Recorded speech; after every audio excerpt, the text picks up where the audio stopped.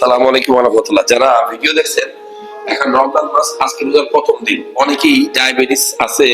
এই রমজান মাসে কিভাবে ডায়াবেটিস কন্ট্রোল করবেন দেখেন, একটা নমুনা কপি দেখেন। এখানে বিশ্ব ডায়াবেটিস দিবসে যেভাবে বলা হয়েছে যে ডেইলি আপনি 30 থেকে 60 মিনিট পর পর সংক্ষিপ্ত হাঁটি করবেন, মানে একটা হাঁটার মতো একটা ব্যায়াম করবেন। অথবা বলা হয়েছে যে আপনি লিফটের পরিবর্তে সিঁড়ি বাইয়া উঠতে পারেন। এটা একটা টেকনিক। আর একটা টেকনিক হলো পুষ্টিকর খাবার খাবেন, কিন্তু কম শর্করা যুক্ত, মানে কার্বোহাইড্রেট, যেমন ধরেন ভাত, তারপরে আটা বা রুটি, এরকম খাবার গুলা মাটির নিচের আলো একটু কম খাবেন।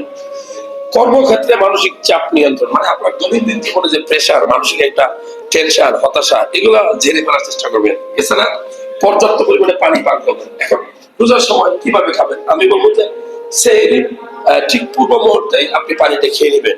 এছাড়া ডাক্তারের পরামর্শ নেবেন, নিয়মিত ঔষধ সেবন করবেন। তবে পারলে চিয়া সিড ডায়াবেটিস কন্ট্রোল করে, সজনে পাতা ডায়াবেটিস কন্ট্রোল করে, সজনে বেশি করে খাবেন। আপনি তেলাকুচার পাতা খাইতে পারেন, এগুলা ডায়াবেটিস কন্ট্রোল করে। ভালো লাগলে এই তথ্যগুলা শেয়ার করবেন।